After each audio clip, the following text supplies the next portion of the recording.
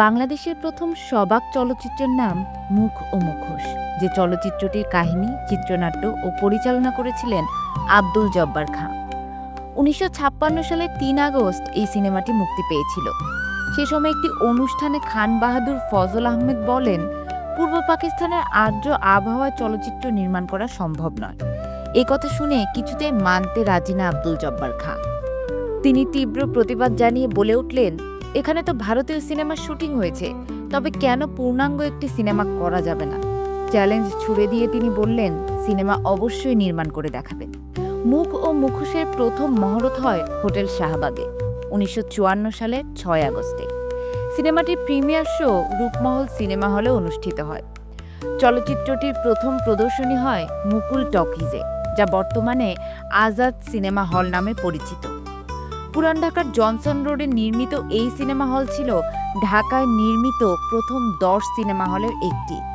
এই হলটি একসময় ছিল ঢাকার অভিজাত পরিবারের সদস্যদের বিনোদনের প্রধান মিলনস্থল।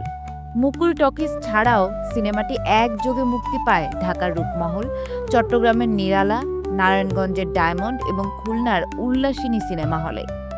শুরু থেকেই দেশের দর্শক মহলে থাকে সিনেমাটি নিয়ে ব্যাপক আগ্রহ, কারণ নিজ দেশের তৈরি প্রথম পূর্ণদৈর্ঘ্য সবাক চলচ্চিত্র উচ্চাশা ও প্রত্যাশার পারদ তুঙ্গে থাকারই কথা। ফিল্মটি নিয়ে চরম উৎসাহের আরেকটি কারণ হলো, সে সময় পূর্ব পাকিস্তানের নিজস্ব কোনো চলচ্চিত্র শিল্প গড়ে ওঠেনি। স্থানীয় যে সিনেমা হলগুলো ছিল, সেগুলোতে হিন্দি, উর্দু এবং কলকাতার বাংলা সিনেমা প্রদর্শিত হতো। দীর্ঘ ২ বছর যাবৎ জব্বার খানের নিজের হাতের অতি যত্নের ফসল এই সিনেমা। পুড়িয়েছেন বহু কাঠখড়।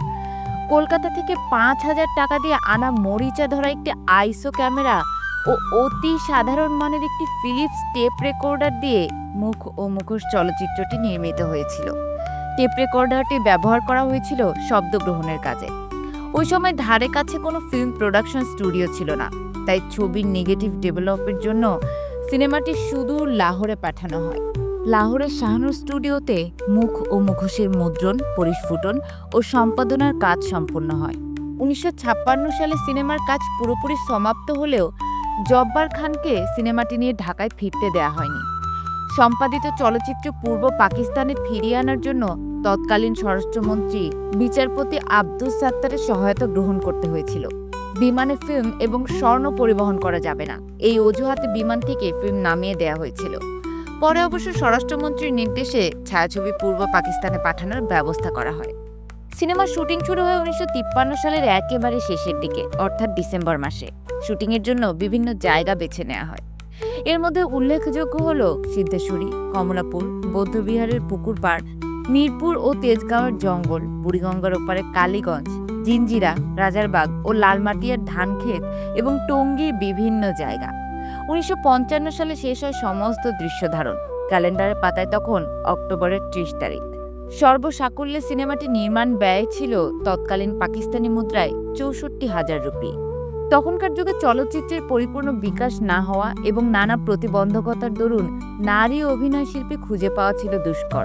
পরিচালক চেয়েছিলেন কোন এক পুরুষ শিল্পীকে ধরে নারী সাজিয়ে ক্যামেরার সামনে দাঁড় করিয়ে দেবেন, কিন্তু সে পরিকল্পনা থেকে পরে সরে যেতে হয়। তাই নারী শিল্পী খোঁজার জন্য বেছে নেওয়া হয় পত্রিকার বিজ্ঞাপন। চিত্রালী ম্যাগাজিনের বিজ্ঞাপনে সাড়া দিয়ে ঢাকা বিশ্ববিদ্যালয়ের ছাত্রী জহরতারা ও ইডেন কলেজের ছাত্রী পিয়ারি বেগম নবাব কাটরায় প্রযোজনা প্রতিষ্ঠান ইকবাল ফিল্মসের অফিসে গিয়ে যোগাযোগ করলেন। পুরান ঢাকার মেয়ে জহরতারার পরিবার অবশ্য আগে থেকে এসবের সঙ্গে যুক্ত ছিলেন। অঙ্গসজ্জার দিকটা দেখেছেন শমশের আলী ওরফে শ্যামবাবু, সুরঘর সামলেছেন সমর দাস। তারই পরিচালনায় সিনেমায় সুরের গলা মিলিয়েছেন আব্দুল আলিম এবং মাহবুবা হাসনাত। সরকারি সঙ্গীত পরিচালক হিসেবে ছিলেন ধীর আলী। মুখ ও মুখোশ চলচ্চিত্রে গানের সংখ্যা মোট ২টি। আব্দুল জব্বার খানের কাছের বন্ধু গীতিকার গফুর সাহেব তাকে কথা দেন, তিনি বিনা পারিশ্রমিকে ৪টি গান লিখে দেবেন।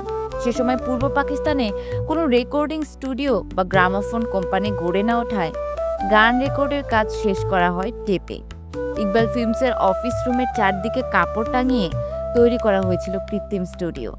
মুখ ও মুখোশের নির্মাণ কথা যেন আপাদ মস্তক এক রূপকথার গল্প। একদম শূন্য হাতে শুরু করেছিলেন আব্দুল জব্বার খান ও তার দল। তারপর শত বাধা বিপত্তি পেরিয়ে তিল তিল করে নির্মাণ করেছেন অধরা সেই স্বপ্নকে। মুক্তি দেওয়ার পর টানা 4 সপ্তাহ হাউসফুল ছিল মুখ ও মুখোশ। এই ছিল সেই সিনেমার গল্প যার মাধ্যমে বাংলাদেশের সিনেমার যাত্রাটা শুরু হয়েছিল।